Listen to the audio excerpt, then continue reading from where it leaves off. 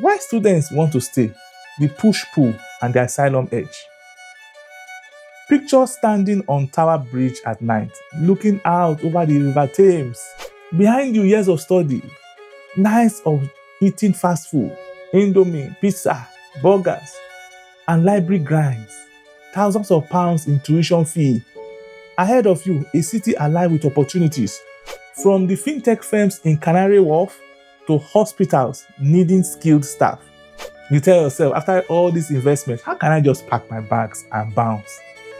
That's the pull London brings. London lights, steady power, career options, safety, you name it. Good food.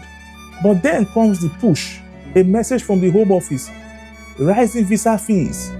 Salary thresholds you can't meet yet. Going back home means returning to erratic job markets, unstable currency, and sometimes real personal risk. The heart says, stay, Papa, stay. But the system says, prove it or go. The main drivers. Return on investment.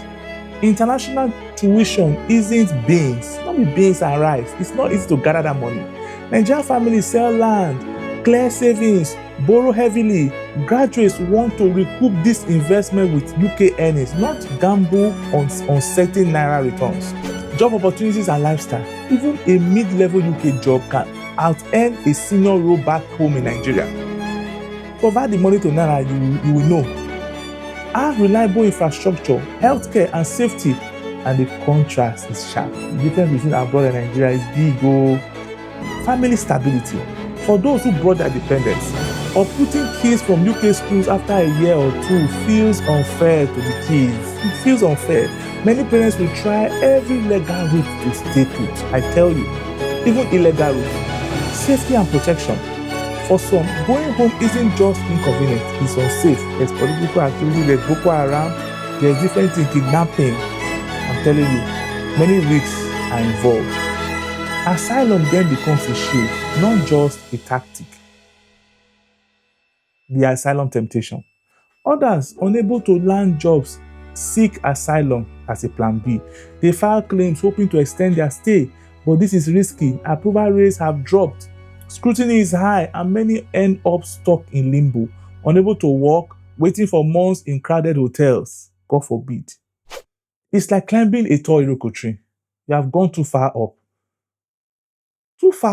just to climb down without anything, climb down with bruises. Students feel they must find a branch to sit on, even if it means stretching for a weaker one. Ask yourself this question. Ask yourself this question.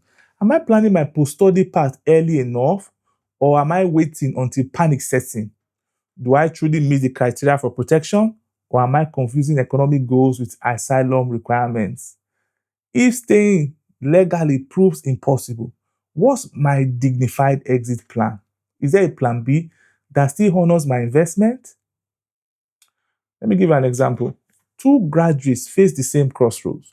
One couldn't secure a sponsorship job, panicked and applied for asylum.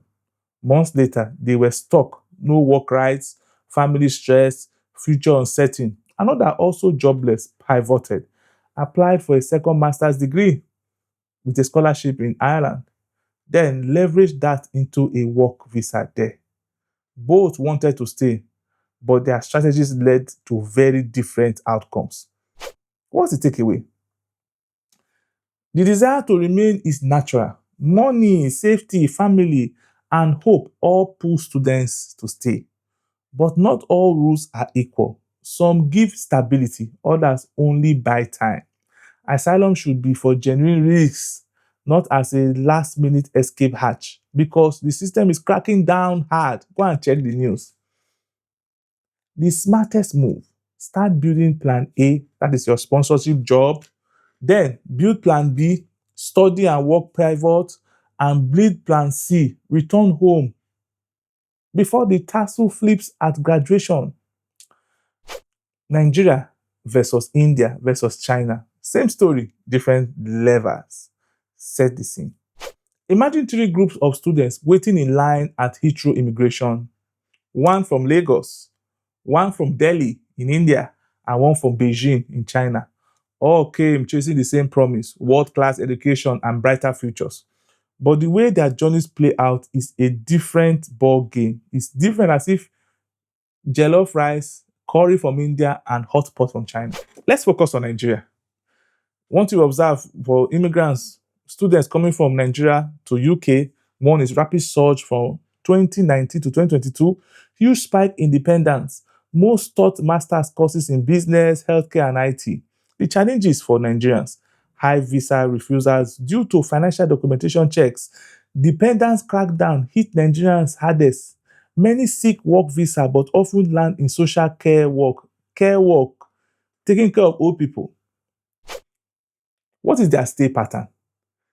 Strong desire to remain. They don't want to go back home due to return on investment pressures and unstable home economy. Nigerian economy is not good compared to the UK. Overstay asylum risks flagged by Home Office. Let's talk about India. By far the largest group. Nearly 200,000 students came from India at the peak of 2023. Strong presence in STEM and business. STEM is I think it's science courses, technology, engineering, and mathematics courses. They are very strong there. What is their strength? The strength of the Indian population. Large share successfully switched to skilled worker visa, especially in IT and healthcare. Indians, they dominate for IT and healthcare. Lower dependent ratios. That is about 0.25% of students actually bring their dependents. Stay patterns, high rates of graduate route usage. Many transition smoothly into tech roles, data analysis, you name it, health jobs, care workers, nurses, doctors. So now let's focus on China. Once the top source, now declining slightly. Students more often come for undergraduate or PhD. They don't really like doing masters. That's what the statistics shows. What's their strength? Financial backing, usually strong. Or more Chinese get money, low overstay risk, few dependents. They don't come with their family. They rarely come with their family. Many return home after studies because their economy is good. Where UK degrees still carry prestige. So they always go back with the UK degree. They want that UK degree. They don't value staying back. What are their stay patterns? Lower pressure to remain. They don't care about remaining. UK often a stepping stone in global academic career pathways. They're just a stepping stone. They have other plans. They want to go to America, go to other countries. Think of it like three players in a chess game. Nigeria plays with bold moves, but often under pressure, trying to protect family and stretch limited resources. India plays steady and strategic. Indians play steady and strategic. They are smart, positioning pieces carefully to win long-term jobs. China plays quietly, often leaving the board early, but still claiming prestige from having played at all. What's the question we need to ask? What's the learning from this? What can Nigerian students learn from Indian peers about networking into sponsored, ready jobs? What lessons come from Chinese students about planning to return home with strong return on investment? Well, China has a good economy. Nigeria will not get choice. The question is, how can each group navigate without falling into the UK Home Office risk profile trap? In one UK city, the local hospital sponsors dozens of Indian graduates into nursing roles each year. A Nigerian graduate in the same program struggled, not because of lack of skill, but because they missed early registration deadlines and lacked a support network to guide them through the NHS sponsorship paperwork. Meanwhile, a Chinese PhD student in the same town finished their thesis, took photos of graduation, and booked a return flight, proud, with no interest in staying. 3 students, 3 endings, same system.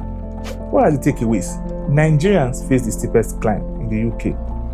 Dependent rules and financial checks make them very visible targets. Indians have built pipelines, they built ground, they don't hold ground for UK, into work sponsorship, but competition is fierce. Chinese students often return home willingly, highlighting that staying isn't the only maker of success. They have a good economy, they have jobs in China. For Nigerians, learning from both Indians' work strategy and Chinese return on investment mindset could balance ambition with realism.